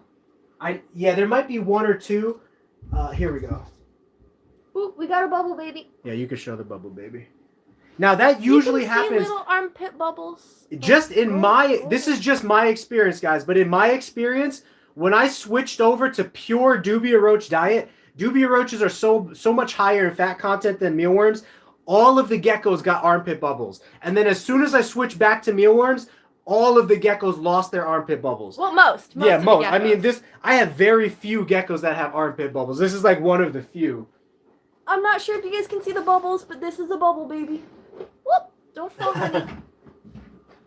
But yeah, cute little these baby. guys ate all of their carrots. Like they just got a full carrot and vegetable load like 2 days ago. Completely gone. Let's see. Would a baby leopard gecko that has visible carrot tail have more than another who does not have it as they mature, or does it matter whether or not it's present as a hatchling? So my female leopard gecko actually had carrot tailing when I got her as a baby, and as she got older, it went away completely. She has no carrot tailing whatsoever now. And yeah, that's just a good example how like color and pattern can change slightly over time. But yeah, so actually, who talks about this? I think it was also John from Gecko Boa. He talked about when you're a leopard gecko breeder and you're trying to add the best geckos to your stock, one thing that you need to do is grow up the babies, which is why our baby rack over here is completely full right now, and we have not sold any of the babies because you might have one baby that looks better than its sibling as a baby, but then 6 months down the line, that same sibling that it looked better than its color development and its full maturation of colors and patterns and everything might actually make it look better than the baby that you thought was better as a baby. Ah, it ran away. I was gonna say, here's an example of two clutch mates that look different from each other right here. But the babies both ran away from me as I opened the tub. You can pull the tub out too, Brooke. Well, okay, that baby's ready to jump. Yeah. So I'm not gonna free the children. Don't free the little rascals then. They're cute, don't get me wrong, but we don't want house geckos. We need to know how they're doing and not just let them be free cretins. Well, it's good weight for Leos in general and also for breeding Leos. I'm pretty sure the minimum for breeding a female is like 45 grams recommended. Yeah, that's about right. And honestly, healthy weight varies depending on the gecko. I've seen geckos that you can have two female leopard geckos. One of them can be sitting around 75 grams and another one can be sitting around like 40 grams. And they could both be perfectly healthy. It all depends on your gecko. That's why I'm not sure if any of you do this, and I feel like we probably don't do this here. But at home, I have a scale, and I'll weigh my geckos every other week, and I have a notebook that I track their weights in. That's actually how I knew that I had an issue with my female leopard gecko in the beginning, because she was losing weight, she was becoming thinner, but actually weighed the most she had ever weighed in her entire life. So it was concerning for me seeing that she wasn't eating, but she was keeping weight more than she normally does. And that was because she was pregnant, or what? Why was it? No, they never knew. They wanted to test her for parasites, but we couldn't get her to poop at the right time. And then I was giving her critical care through a syringe, and she started eating on her own. The critical care was an appetite stimulant that worked. And it could be muscle if she was getting bigger. No, she was getting thinner, but her weight was going up. But was she getting longer? Like skeletal development? No. Absolutely nothing. She was losing fat in her tail. And then she did have two little nubs form on the bottom of her rib cage. Yeah. So there could have been a possible break of something that I didn't know about. Show how thick that girl's tail is right there. Oh, this girl? Yeah. So now her body is not super thick. Here's a chunky thick. honey. Yeah. You can so see. if you can see how thick that gecko's tail is. Big chunky honey. Yeah, I tend to visualize my gecko. So if I'm looking at a female and to me she looks really bulbous, like her tail is super bulbous and her body is super chunky, then I might put her on a diet. Like this gecko has been on a diet for about a month and a half now, and you can still see how big she is. But she went on a diet where I fed her less worms, even though she was breeding, because she was just that big. Most of the girls that are breeding, I will never ever put them on a diet. But she was just, her tail and everything was just so big. I was like, this girl can afford a diet, you know? I'm not sure if any of you know how to tell obesity in leopard geckos, but you have to look at right here on their head, how wide their head is compared to how wide their tail is right by the base. So ideally, you want those to be about equal. If you've got twice the size of the head, you got an issue. Or a time and a half of the head, I think, is what you got an issue. If it's smaller than the head by a significant amount, you also have an issue because that's underweight. Be free, child. Okay. But yeah, I would say the average, it's tough to go by weight, right? Because weight is not accurate. You have to go by... Yeah, like body size. But you can have a very long gecko that is skinny, but it weighs more than a short gecko that is chubby, right? Because skeletal length and organs and all of that adds weight to the gecko. So kind of like what Brooke is saying, know the healthy look of a gecko. The tail should not be too plump. The body should not be too plump. If you're seeing armpit fat and stuff, the gecko's probably too nutritious. It's probably, it's being fed too much fat content or whatever it is. At least that's my experience. Again, so those armpit just visual bubbles. cues, yeah. And then, let's see. Hi, guys. I did that with 2 of my failed eggs. And, keep in mind, guys, I am about 25 minutes behind on chat right now. So, we've been talking a lot. Oh, bug How in do you my know face. how do you know how far you are behind? It's got timestamps on when each comment was made, and then I keep checking the time on my phone so that I can tell. Oh, wow, it does. See? You learn something new every day, guys. Let's see. So this is about opening the eggs. And aside that, great news with my raptors soon, hopefully. Embers to follow, maybe? Oh. Ember is a type Ember is a morph, yeah. It took me a second. I was thinking of the bearded dragon in the other room. I think it's a Murphy's patternless Blizzard Eclipse is what an Ember is. And then Kamikaze Gnome said, "Thanks, Frank. It was 2 days ago, so we'll try and to repair her tomorrow, and hopefully her second clutch will be fertile." That was about the pairing a gecko that laid an infertile clutch, when to repair them. Yeah, I try to make it, if I can, I try to repair all my geckos every couple clutches just to get the females that little bit of extra sperm from the male. I'll let you take this next question, because this is directed at you. So why even live feed? Why not just feed frozen thawed? That's actually a really good question. When I first bought ball pythons, I did not want to live feed. I only wanted to feed frozen thawed.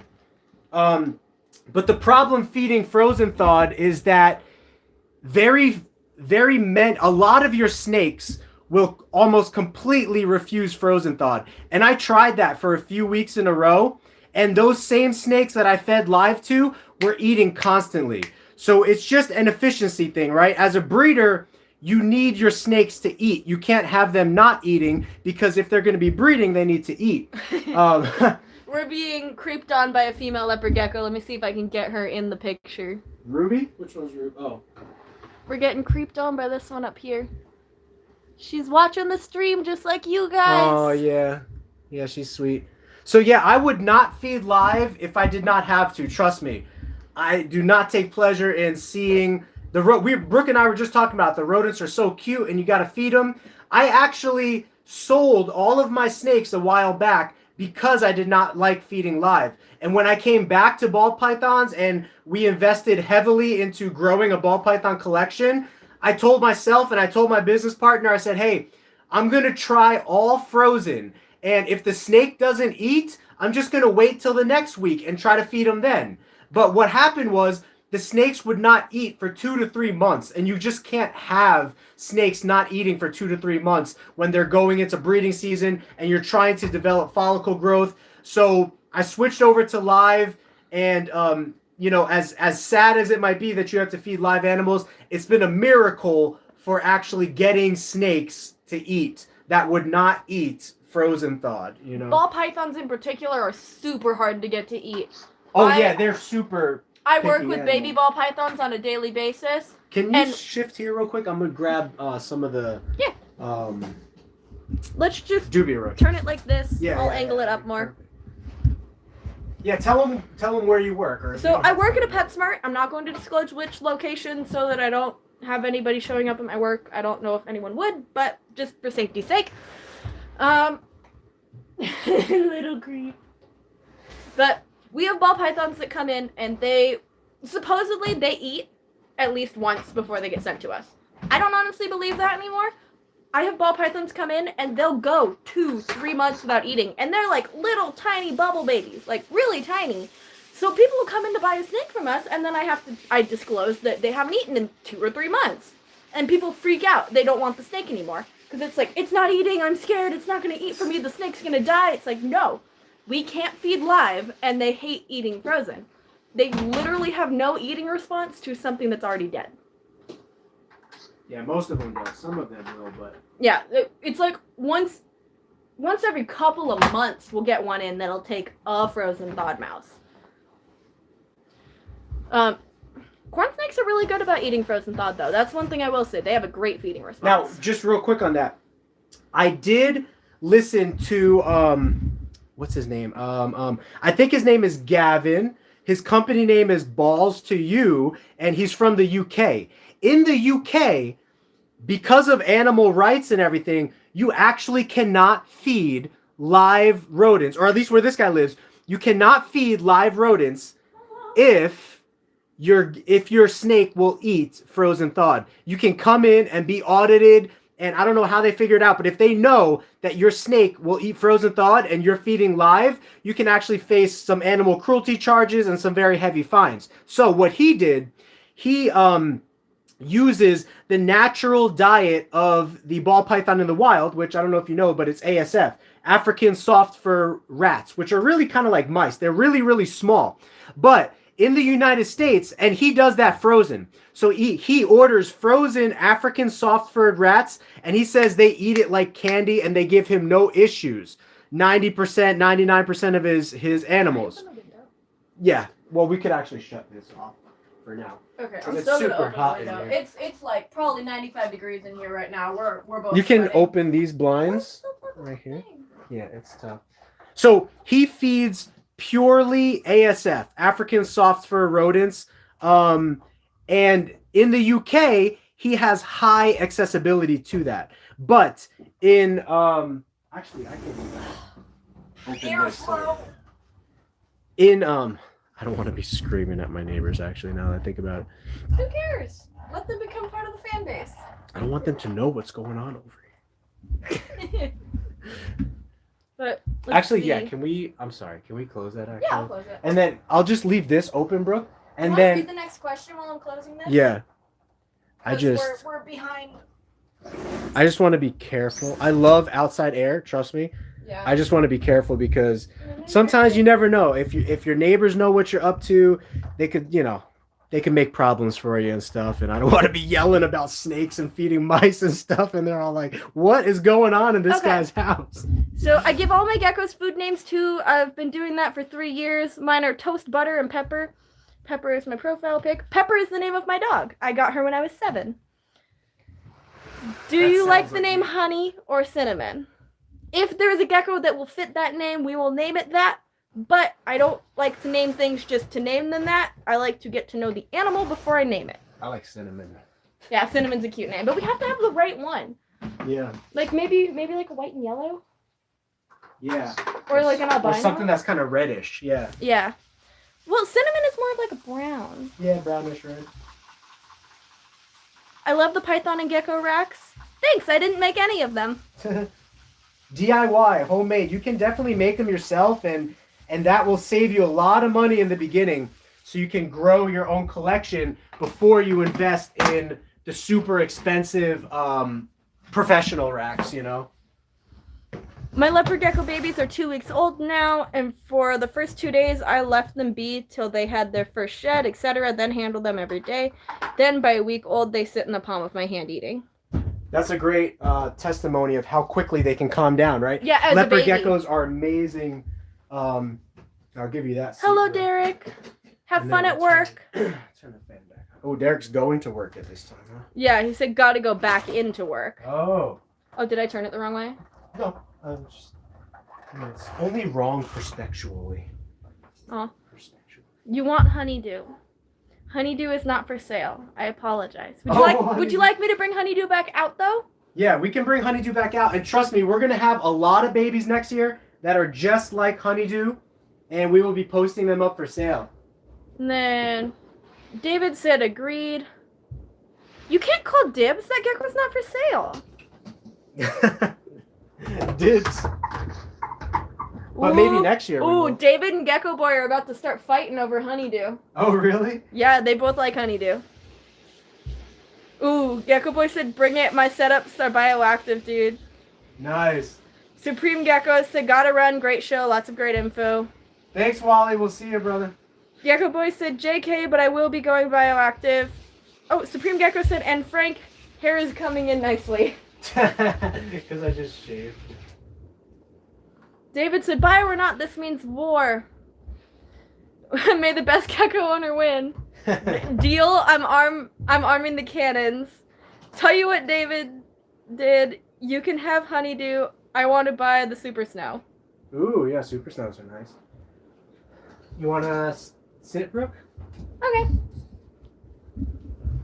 Or stand, or whatever. Readjusting. Okay, let's see where we were at. So super snow. What is that spray thingy? So he was watering the Dubia roaches. So the Dubia roaches live by the ceiling. They're the blue tubs by the ceiling. Mm-hmm. So he was hydrating the feeders. So you want to make sure your feeders are healthy before you feed them to your lizards. Yeah, I think it's, can you see if it's 12 gallon or, no, it's 2 gallon. It's a 2 gallon pump sprayer from Walmart. Here, And I'll most people, show y'all. yeah, most people use them for. This thing. Yeah, most people actually use those for spraying pesticides in their yard and like out here in Arizona, like scorpion spray and stuff. Yeah. But I have 5 of those things because they are just amazing and they make the best. A lot of people Like use hand- these ones yeah, instead, those ones but they're too. just they're too small. Those You ones go are through too it small way for too like quick. the large collection that we have here. So a 2-gallon, it's a 2-gallon pump sprayer from Walmart. It's only like $12. It's amazing. It'll be like one of the best $12 you ever spend. Feeding hornworms to whichever gecko prepares the battlefield.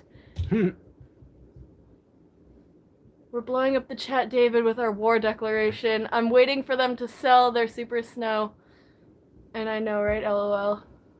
Yeah, we should have some super Guys, what snows is that next spray year. thingy? We told you what the spray thingy is. I'm sorry we're late.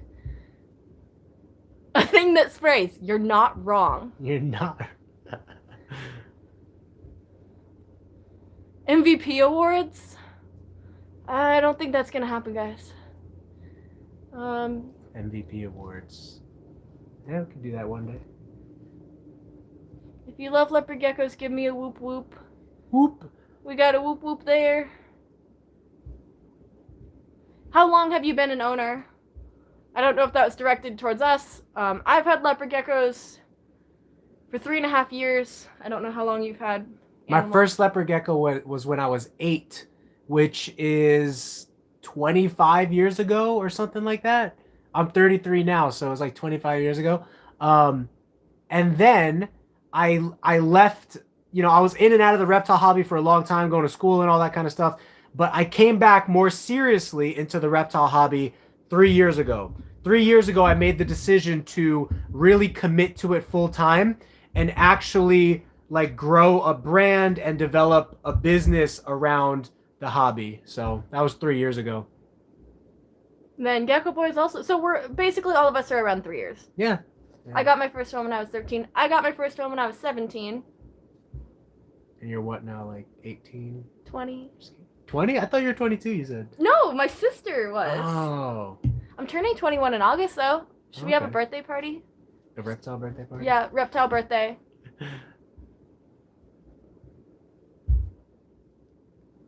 My nephews name all my keepers, so it goes in phases depending on which kid shows they're watching. What are Pinkies? Pinkies are gonna be basically like newborn mice or rats. Yeah. So they're just really little. And they're pink. Yeah. Yeah, so they're literally pink in color. They can't survive on their own, so you literally have to feed them right away. But they're newborn mice or rats, and they're a great source of fat and nutrition for any lizard species that can handle them. You know, obviously, if a lizard can handle an adult mouse or like we have tegus, it's much more nutritious to feed an adult mouse or like an adult rat, like a small adult rat, to a tegu than a pinky, because pinkies aren't as developed with their organs and their bones and their nutrition levels. They're just brand new rodents. But leopard geckos obviously can't eat a full-grown mouse or rat. So who's that? Oh, that was the one that so Bring them on over. Yeah. Let me see the child. So I actually thought this gecko had crypto. Oh, I was holding this one earlier. I thought she had crypto because she stopped eating for 5 months and she was withering Here's the away. baby. But then out of nowhere, look at that juicy tail. Out of nowhere, Squish, it was squish. right around breeding season. She stopped eating and she didn't eat for 5 months and she started withering away. I was gonna do a crypto test on her, which by the way, guys, crypto tests are not 100% accurate. You could get a test that says negative, but the gecko could still be positive, and you could get a test that says positive, and the gecko might not really be positive. It's like a very, COVID test. yeah, it's a very fluctuating test. So, in my opinion, it's not really worth Let's going just- down the road to do that. But it is worth isolating a gecko and making sure that that gecko cures, you know, and it doesn't have crypto. And that's what I did with this gecko. Is the gecko started eating out of nowhere and now is perfectly fine. Put all of its weight back on within like 2 weeks once it started eating. And so that made me feel like it really doesn't have crypto. It just stopped eating for breeding season. But watch out, females that don't eat during breeding season. I had a female die this year that didn't eat during breeding season. It's really, really rare, but it can happen. So And we had somebody request if you have any blood tangerines, if you could show those. No blood tangerines, but we do have. So blood is just another line of tangerine. I will show you some of our tangerine quality that we have here. We don't have any blood. We work with Sunglow and Inferno. We had Sunglow and Inferno crosses, and I handpicked a male that had purple, green, and orange colors, and I bred him to a female that was just pure orange, and I will show you what we got. Do you want to put this guy back? Yeah. I'll put it back. Let's just wash our hands real quick, just in case. Okay, be right back, guys. Here, Still always... enjoy the Dubia roaches on the ceiling. Yes.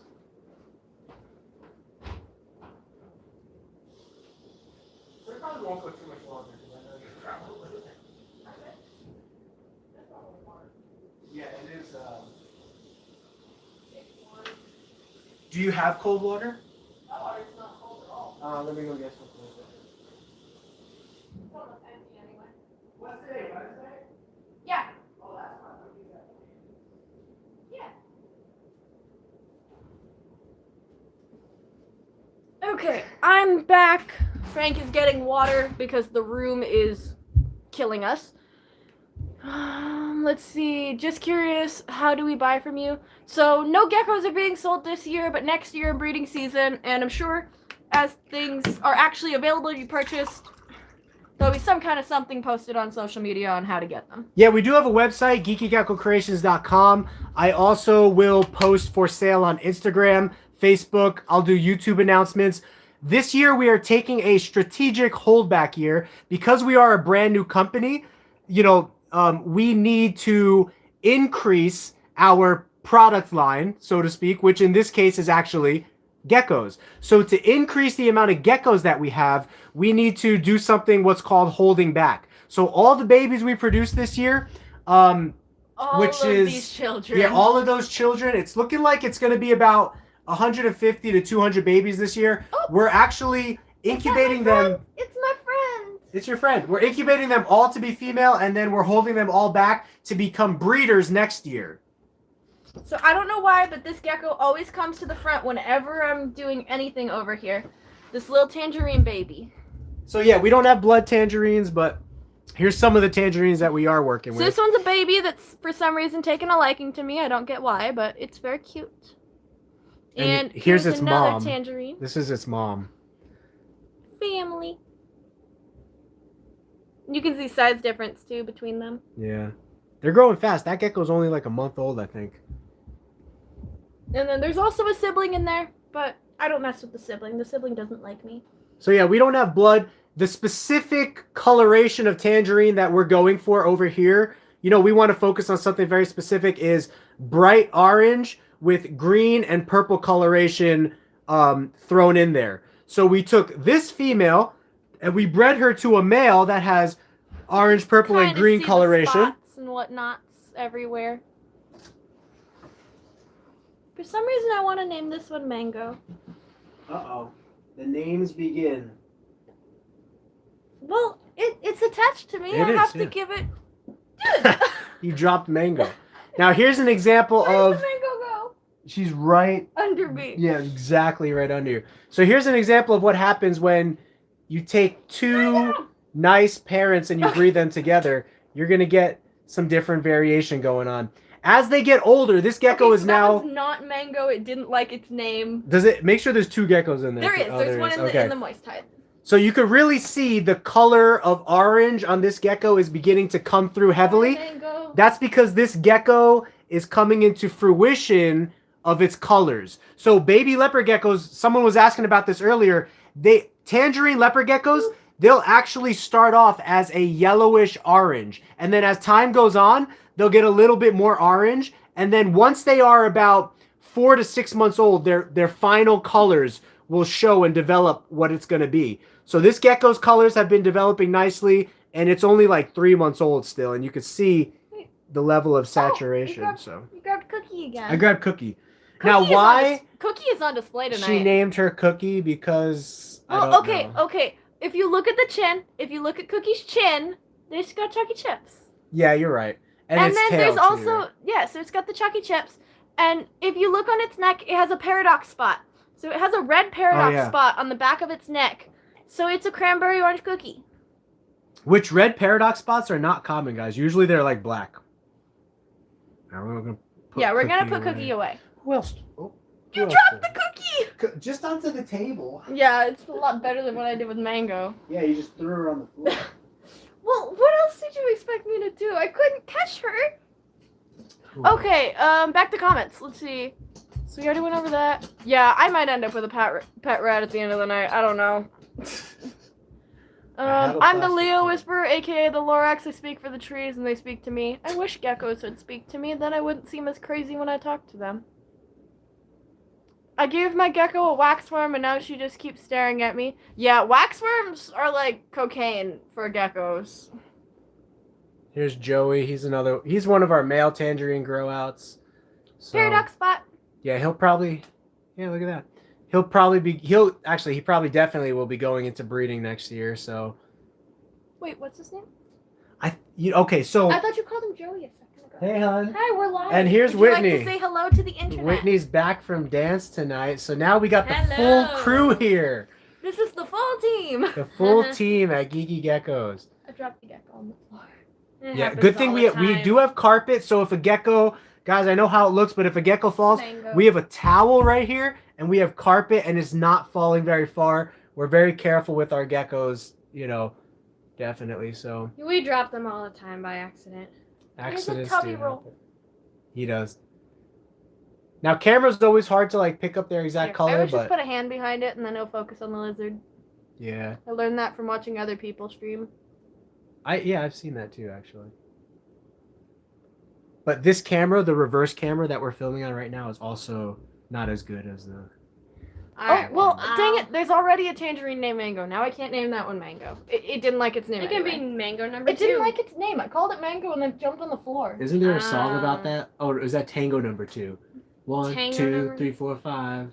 You know that song, or am I just old? And that's I think you're just old. I don't know a lot of songs, so. Both these guys are a lot younger than me, so fun fact: Whitney, my wife, right here. Say hi, Whitney. She is 8 years. They thought I was you earlier when we first started. Yeah. Someone said hi, Whitney. They're like, oh wait, you're not Whitney. So Whitney is 8 years and 8 days younger. My younger, right? My younger. Yep. So some people make fun of me and say I was rocking the cradle, but we met as adults, okay? So robbing the cradle. robbing? It's not rocking. I was robbing the cradle. See, I don't even know the saying. Oh, hey, baby. And leopard geckos do kiss everything that you. Yeah, if you boop their nose, they'll lick it. Yeah. Boop. No, come on, kiss me.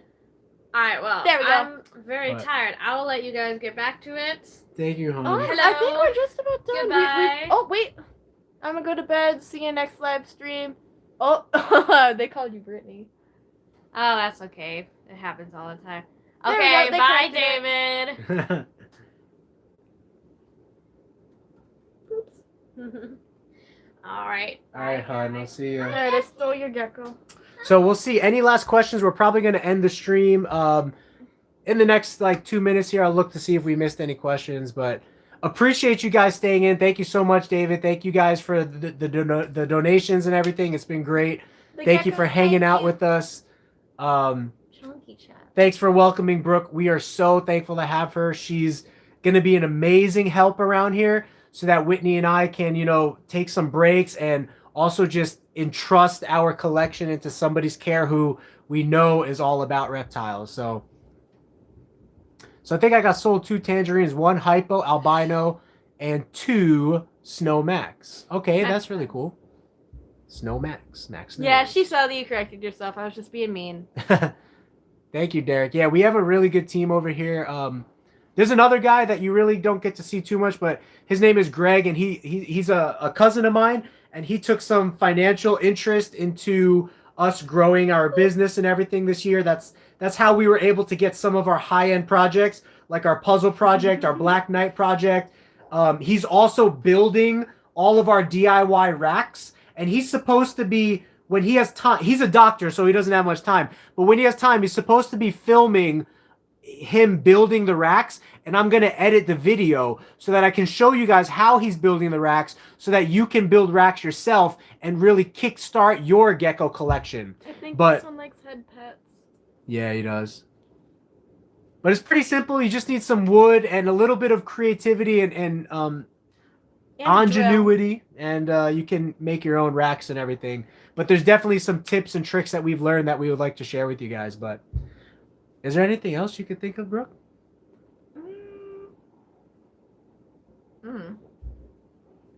Stay hydrated. Stay hydrated, especially when you're working in gecko rooms that are. So if you haven't noticed, we're getting like hot and like dehydrated in here. It's because it's 90 degrees in our gecko room, and Okay, he running. I'm gonna put him running. back. So you guys might not notice about me, but I'm like a cold freak. I like to sleep cold. I like to, except when it comes to swimming. I like to swim in warm water. But Today. It was nice. yeah, it is nice in Arizona. But I'm getting, because of me working in the gecko rooms in 90 degrees, I'm actually able to sleep in a warmer environment and be comfortable in a warmer environment than I was before. So when I go out to my living room, I used to like it like 70 degrees in the living room. But now I can literally be comfortable in my living room and it's 80 degrees because I work in the gecko room. Like a lot of the hours of the day, I'm in the gecko room and the ball python room, and it's 90 degrees. And I'm just in this room for hours and hours, and I just get used to it now. So, but Good night. well, I think we're going to end it there, guys. So Everyone's saying good night, so I guess good night. yeah, thank you guys so much. Really appreciate you guys being here and getting to know Brooke a little bit. And I'm sure she's probably had fun getting to be on the live stream and get to know some of you. You'll probably most likely see more of her, especially when she's here at this time and we're able to have her on the stream, because it's really helpful to have her asking questions and answering questions while I'm cleaning and doing other stuff. It's great. So And I can catch the goofiness too. yeah, Like and the snake that didn't want to go back. she likes to be goofy too, so it's pretty cool. It's really good. I think she's a really good fit for us, and I thought you guys would like her. But Jim, thank you, my man. Do you know what that is? I had to research that. I did not know what that is because I'm old, you know. But probably none of that for now. For now. Yeah, probably none. But really appreciate you guys. Love you guys. We'll see you in the next stream. I owe you guys an extra stream. I owe them an extra stream because Monday was Memorial Day and I didn't get to stream. But I told them I would try to stream. You could just do like a double long stream the next time. Yeah, true. This one was actually really long. How long is this? Like 2 hours almost? Yeah, that's pretty long. We usually go like an hour The and a half or timestamp's so. right there. So Oh, we're yeah, at yeah, 151. right. But So for sure, guys. it's 10 o'clock right now, so it's a good time to end it. So Yeah, just suddenly cut it off. but appreciate you guys. Have a great rest of your night, and we will see you guys in the next live stream. Bye. Bye. I have to go like this because